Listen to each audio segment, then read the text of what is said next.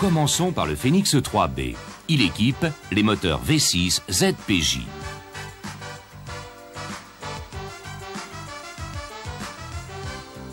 Ce système est géré par un calculateur qui a pour fonction principale l'injection,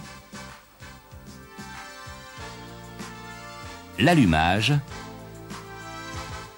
et pour fonction annexe le régime moteur, l'évaluation de la consommation. Il prend aussi en compte la climatisation,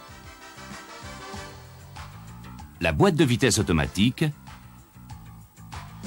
et bien entendu, il dispose d'un autodiagnostic embarqué. Le calculateur. Il possède en mémoire les données idéales pour le bon fonctionnement du moteur. Ce sont les cartographies d'injection et d'allumage.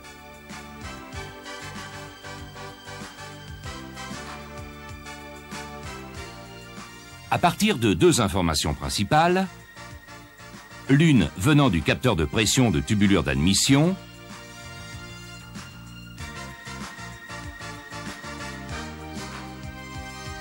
et l'autre du capteur de position et de régime,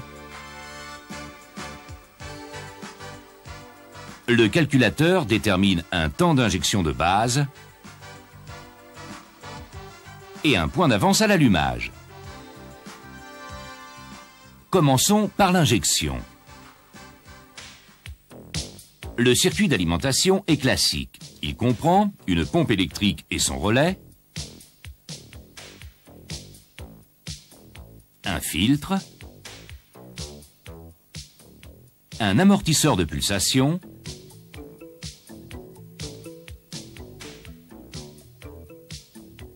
deux rampes d'injection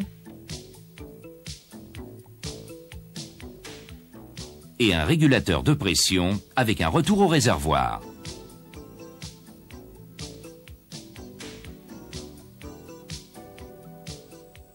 Le temps d'injection de base, déterminé par le calculateur, est modulé grâce aux informations fournies par différents capteurs. La thermistance d'eau,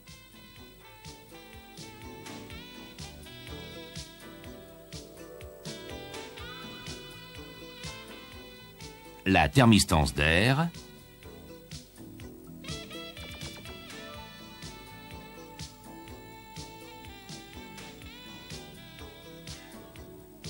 le potentiomètre de papillon, accélération, pleine charge, décélération,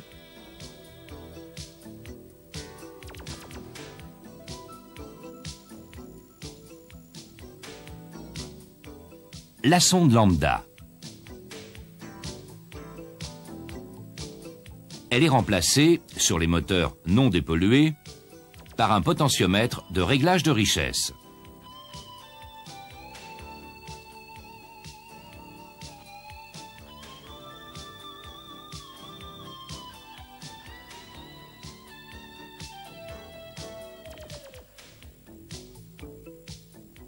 Et enfin, le capteur de vitesse. Voyons à présent le fonctionnement de l'injection. Le calculateur commande toujours l'ouverture des 6 injecteurs en même temps, d'où l'appellation injection multipoint groupée. Phase de démarrage.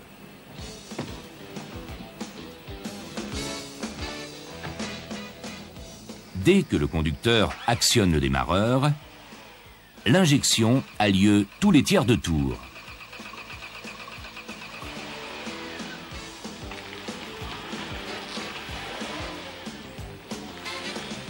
Et lorsque le moteur démarre, la fréquence d'injection diminue pour n'avoir lieu que tous les tours.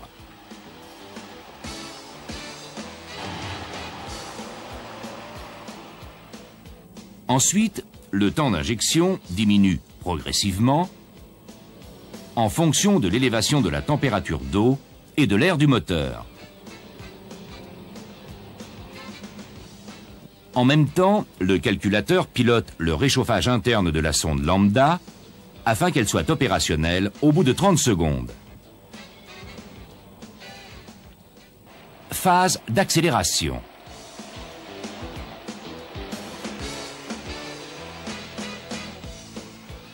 À chaque action sur la pédale, le potentiomètre de papillon informe le calculateur qui augmente le temps d'injection. À haut régime,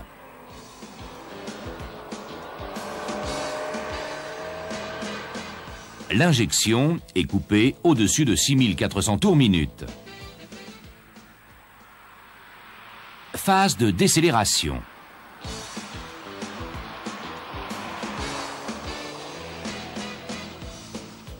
L'injection est interrompue en dessous de 2400 tours minute et rétablie à partir de 1300 tours minute.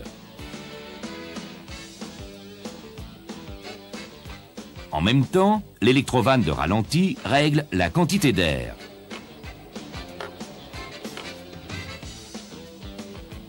De plus, le capteur de vitesse, relayé par son boîtier interface, fournit au calculateur deux informations.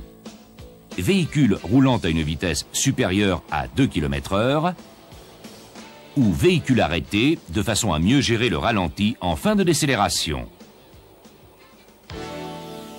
L'allumage. Le point d'avance à l'allumage est déterminé à partir de la cartographie en mémoire.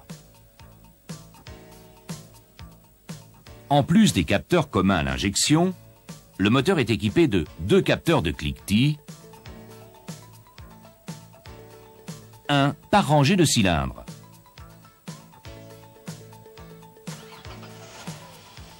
Les capteurs de cliquetis mesurent en permanence le bruit moyen de chaque cylindre et envoient une information au calculateur dès l'apparition du cliquetis.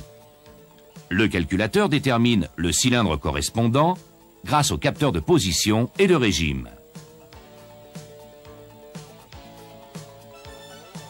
À l'apparition du cliquetis, le calculateur dispose de deux solutions de correction en fonction des conditions d'utilisation.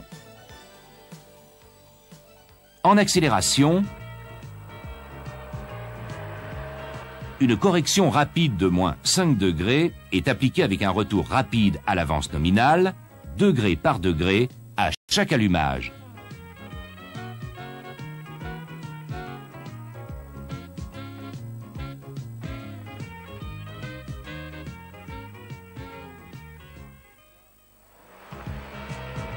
À pleine charge, ou lorsque la température moteur est trop élevée, le calculateur adopte une correction lente de moins 1 à moins 2 degrés. Le retour à l'avance cartographique se fait lorsqu'il n'y a plus de cliquetis détectés au bout de plusieurs secondes. Il en est de même lorsque le véhicule est en vitesse stabilisée.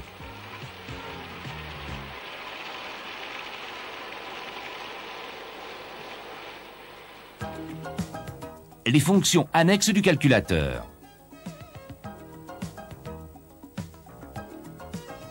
À partir de l'information fournie par le capteur de position et de régime, le calculateur pilote le contour du véhicule.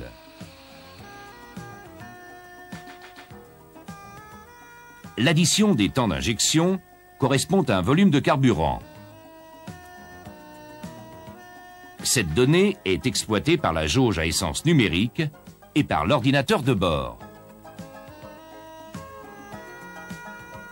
Sur les véhicules à boîte de vitesse automatique en position D ou R, le calculateur corrige le ralenti pour compenser le couple résistant induit par le convertisseur. Il en est de même lors de la mise en action du compresseur de conditionnement d'air.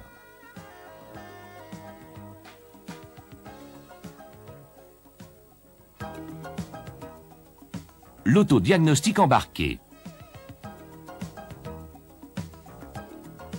Lorsque le calculateur reçoit une information anormale d'un capteur, coupure ou court-circuit, il adopte une valeur moyenne qui assure le fonctionnement en mode dégradé. Si le défaut est fugitif, il est effacé de la mémoire au bout de 50 démarrages. Si le défaut est mineur, il est mémorisé. Et si le défaut est majeur, il est également mémorisé et le calculateur déclenche l'allumage du voyant au tableau de bord.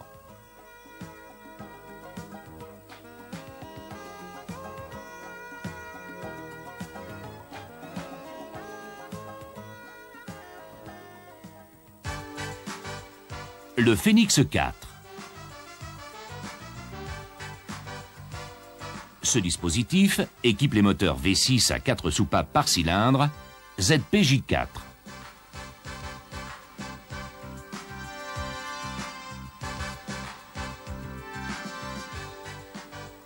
Il diffère du Phénix 3B par les points suivants. L'injection est séquentielle, c'est-à-dire cylindre par cylindre. L'admission d'air est à flux piloté.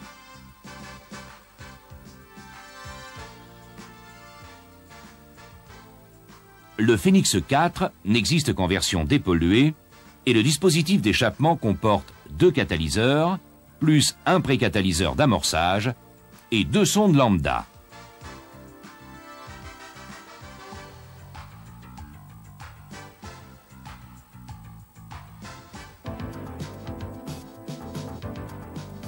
Le calculateur.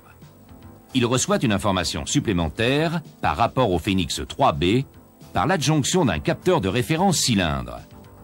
Il est implanté en face de la poulie d'entraînement de la pompe d'assistance de direction.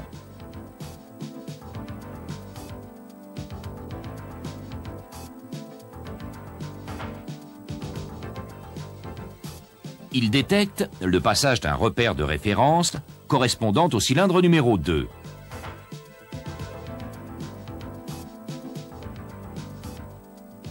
Il permet au calculateur de commander individuellement les injecteurs par ordre d'allumage.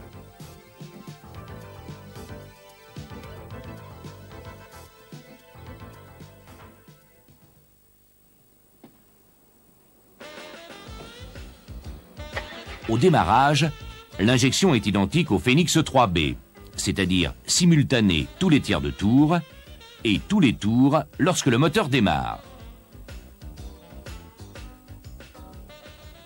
Mais dès que le régime moteur est supérieur à 300 tours minute et que le signal du capteur de référence a été reconnu plusieurs fois, l'injection devient séquentielle pour un dosage plus précis.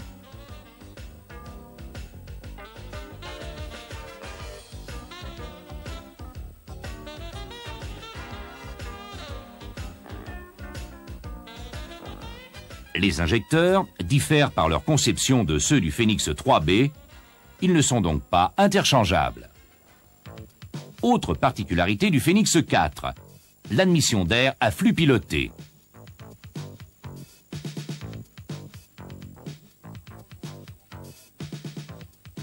Pour augmenter le remplissage à bas régime, on fait varier la longueur des tubulures d'admission.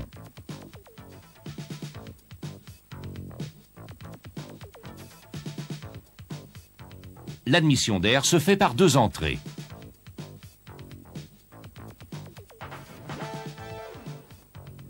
La pédale d'accélérateur commande 2 boîtiers papillons à ouverture simultanée qui alimentent chacun une rangée de cylindres.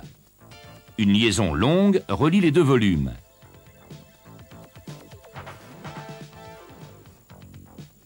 Elle est fermée par 2 papillons commandés par un poumon à dépression.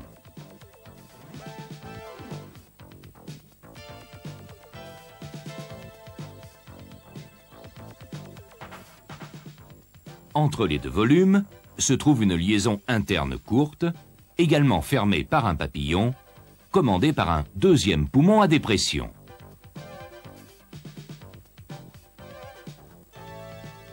Au centre, une réserve de vide est mise en communication avec les poumons par l'intermédiaire d'électrovannes pilotées par le calculateur.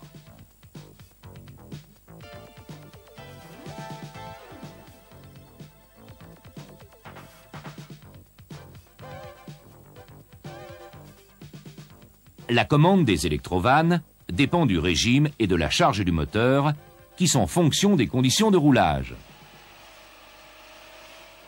La plupart du temps, les papillons de la liaison longue sont ouverts et celui de la liaison courte est fermé, sauf dans 2 cas.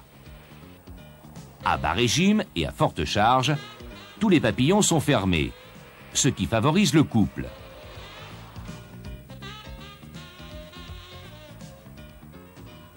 À haut régime et à forte charge, tous les papillons sont ouverts pour obtenir le remplissage maximum.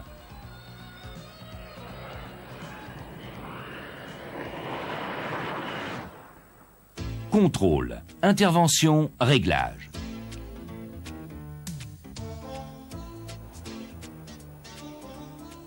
Le calculateur a mémorisé les défauts qui ont pu survenir dans le fonctionnement. Attention! Si l'on débranche la batterie, on efface de la mémoire les défauts diagnostiqués par le calculateur. Il faut procéder avant tout, à l'aide du TAD99 branché sur le connecteur vert de diagnostic, à la lecture des codes défauts et au contrôle des actionneurs. Relais et pompe à carburant,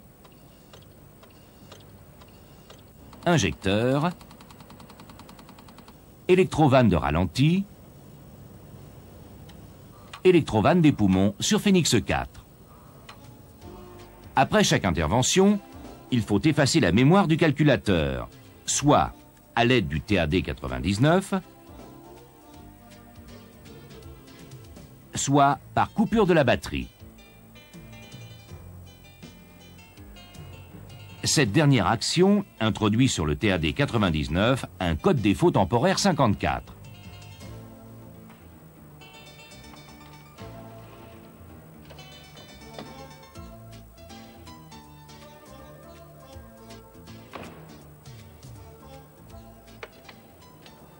Il faut alors mettre le contact plusieurs fois pour réinitialiser l'autodiagnostic.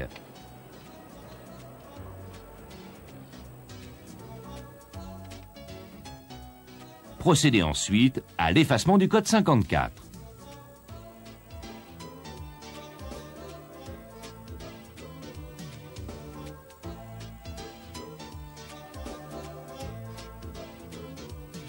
Dans tous les cas, relire les codes pour obtenir uniquement 12 et 11. Procédez à un essai routier. Contrôlez une dernière fois les codes défauts.